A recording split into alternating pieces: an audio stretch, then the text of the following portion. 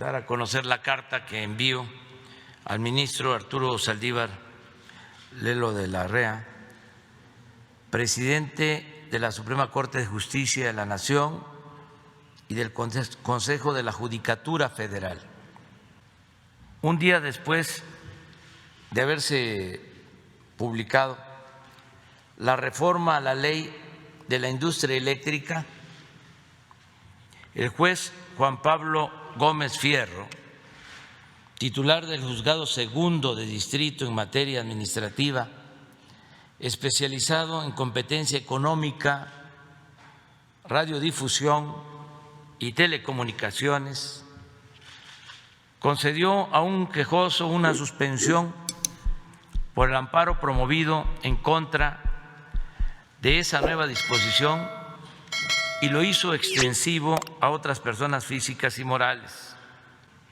Si a la autoridad judicial mencionada le correspondía o no aplicar de manera oficiosa la suspensión a quienes no lo solicitaron y si es de su competencia o no resolver sobre este caso. Asimismo, y si mi petición es legalmente procedente, solicito que el Consejo de la Judicatura lleve a cabo una investigación para esclarecer la actuación del juez Gómez Fierro en este episodio. No omito manifestarle que alrededor de este asunto actúan personas, organizaciones y empresas afines al antiguo régimen que en función de sus conocidos intereses económicos y políticos tenían como modus operandi la corrupción y el influyentismo, con lo que han afectado gravemente la hacienda pública y la economía de la mayoría de los mexicanos, en especial de los más pobres. Me refiero, entre otros actores, a empresas eléctricas extranjeras como Iberdrola de España, que incorporó a su nómina a una antigua secretaria de Energía del Gobierno federal y al mismísimo expresidente de México, Felipe Calderón Hinojosa. Esta clase de intereses corporativos, que cuenta con el apoyo de la prensa proempresarial nacional y extranjera, ha conformado un llamado buró jurídico para oponerse a las obras, acciones y políticas que hemos emprendido para la transformación del país. En este agrupamiento conservador y reaccionario destaca, entre otros, Claudio X González, pseudodefensor de la sociedad civil, pero en realidad beneficiario junto con su familia de la política de privatización impuesta desde el gobierno de Carlos Salinas de Gortari. Entre ellos se encuentra también el exministro José Ramón Cosío, quien cuando estuvo en funciones en el Poder Judicial legalizó injusticias de grupos minoritarios o guardó silencio cómplice ante corruptelas y arbitrariedades. Sería lamentable que después de todo el daño que la oligarquía ha causado al país, sigamos permitiendo el abuso y la prepotencia bajo la excusa del Estado de Derecho, pues en honor a la verdad, quienes hoy invocan ese principio para preservar sus intereses han sido y quieren seguir siendo los violadores más tenaces de la Constitución y de las leyes de la República. Que así como respeto y respetaré siempre la aplicación del derecho de amparo y la independencia del Poder Judicial, ejerceré también a plenitud mis facultades como presidente de la República y mis libertades como ciudadano, y no callaré ante el pillaje y la injusticia. Esta carta se la envié ya al ministro Arturo Saldívar para que, como lo expreso, si procede, se inicie una investigación sobre este tema. En el caso de Claudio X González, pues es algo muy conocido, es de dominio público. Su papá fue asesor económico de Salinas de Gortari. La familia tiene acciones en empresas particulares de generación de energía eléctrica. Toda la familia participó en el fraude electoral del 2006. El señor Claudio X González en ese entonces era presidente del Consejo Coordinador Empresarial y financió parte de la guerra sucia en contra de nosotros.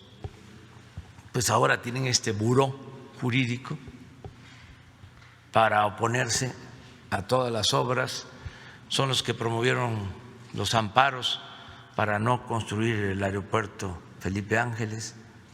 Pero lo que se conoce menos es lo de el exministro Cosío. Sobre la participación del ministro Cosío cuando estuvo en funciones, aprobó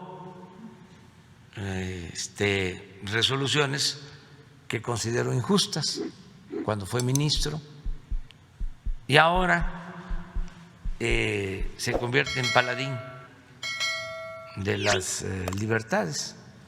No sé si tienes ahí lo que aprobó cuando fue ministro el licenciado Cosío.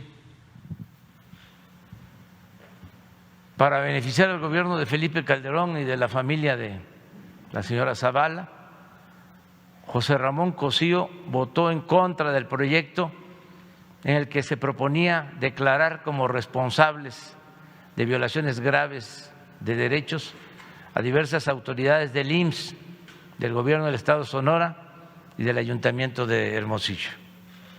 El lamentable caso de la guardería ABC. En el amparo directo, la detención de esta ciudadana francesa, que se le tuvo que liberar porque se demostró que fue afectada con un montaje de televisión que hicieron en el programa de Loret de Mola. Entonces, en la primera sesión que se discutió el asunto para cubrir a Genaro García Luna y a Felipe Calderón, José Ramón Cosío manifestó que no podía admitir que existiera un efecto generalizado y absoluto de nulidad y propuso un amparo para efectos.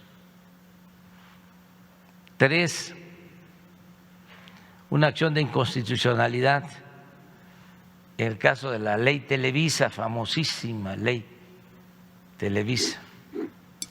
En este caso, José Ramón Cosío se declaró impedido para pronunciarse sobre la constitucionalidad de la llamada ley Televisa y así proteger a ese medio y no enemistarse con Televisa bajo el argumento de que había celebrado un contrato profesional con la Comisión de Comunicaciones de la Cámara de Diputados para revisar la constitucionalidad del anteproyecto de la Ley Federal de Telecomunicaciones.